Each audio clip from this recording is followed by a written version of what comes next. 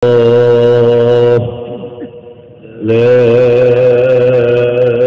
إله إلا الله سيدنا محمد رسول الله صلى الله عليه وسلم.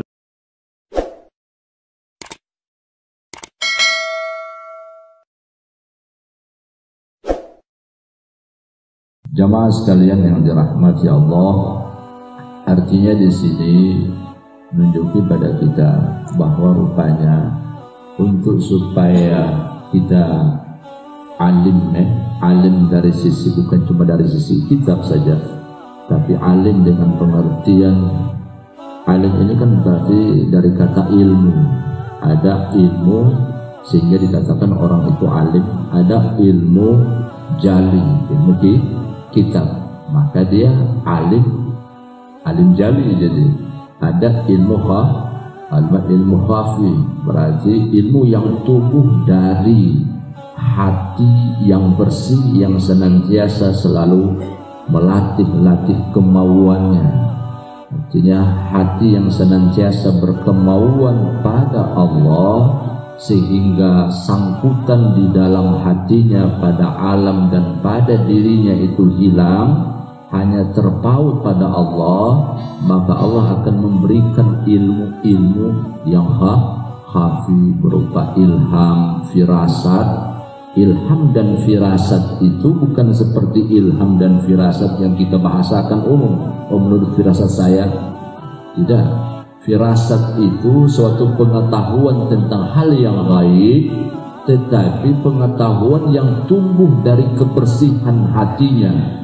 Artinya hatinya tidak sedikit pun lalai pada Allah, sehingga dia mendapatkan firasat. Firasat inilah yang dimaksudkan oleh baginda Rasulullah, ittaqu firasatal mu'min, takutlah kamu terhadap firasat orang yang mukmin kamil. Orang yang mukmin kamil artinya imannya bukan cuma di kepala, imannya menyatu atau menguasai jiwanya dengan makna yang dia imani. Allah yang kita imani itu senantiasa selalu menjadi ingatannya, menjadi senantiasa selalu menjadi kemauannya, pandangannya, sehingga dia tidak melihat keberadaan yang lain, yang ada hanya orang yang dia imani, yakni Allah Subhanahu wa ta'ala. Iman kamil yang begitu itulah yang dapat menuntun kita menjadi orang yang beriman kamil.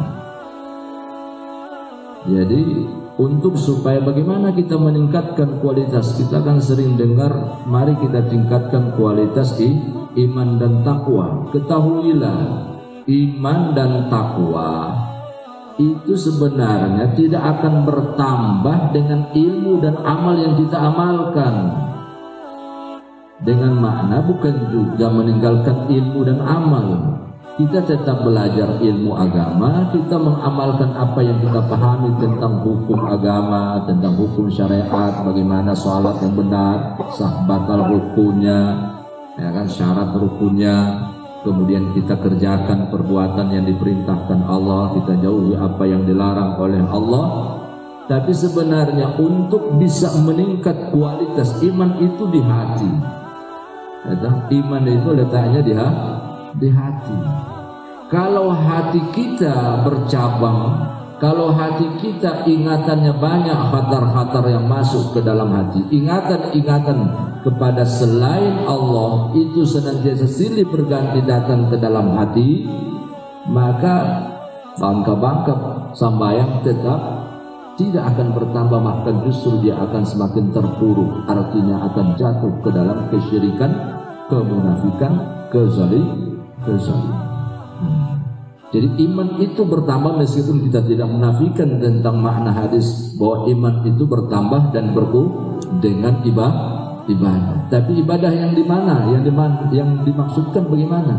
Ibadah yang di mana ibadahnya artinya dia melakukan salat yang disertai dengan zuhud, salat yang khusyuk, salat yang ikhlas, salat yang di mana hatinya hanya terpaut pada.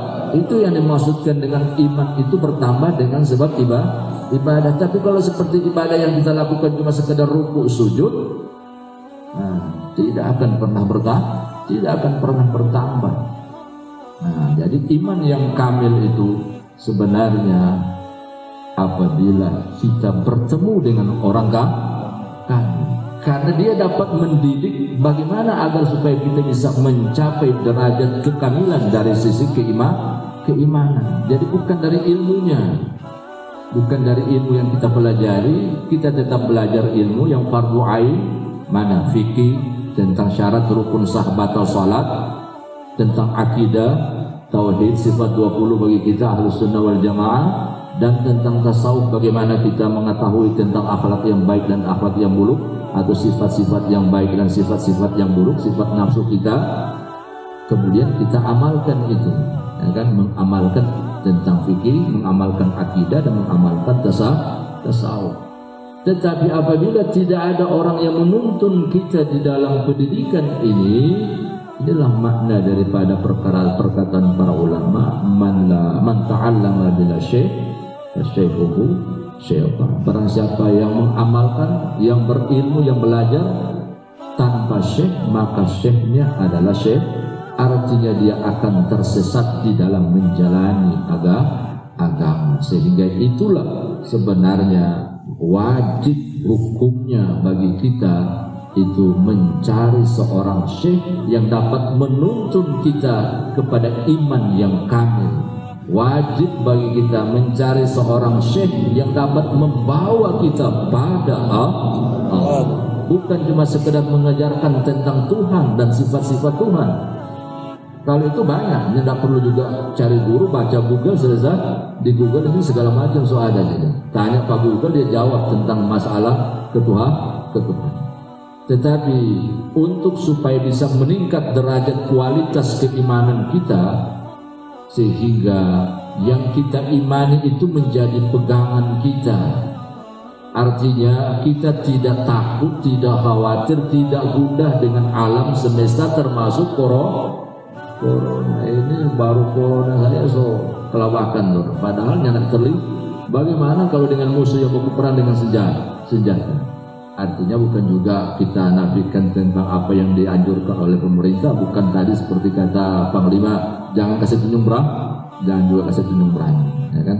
Tetapi ketakutan itu jangan sampai menguasai batin kita. Artinya ketakutan kita dengan alam, dengan makhluk itu menguasai hati, sehingga cahaya keimanan kita pada Allah hilang. Ini sebenarnya yang paling kita takuti.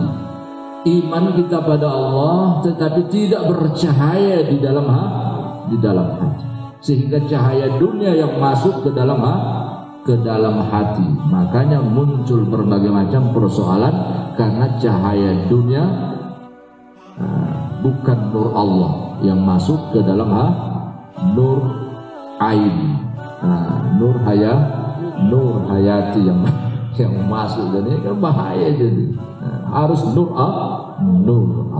Nah, bagaimana agar supaya kita bisa mendapatkan nur Allah? Berarti pertama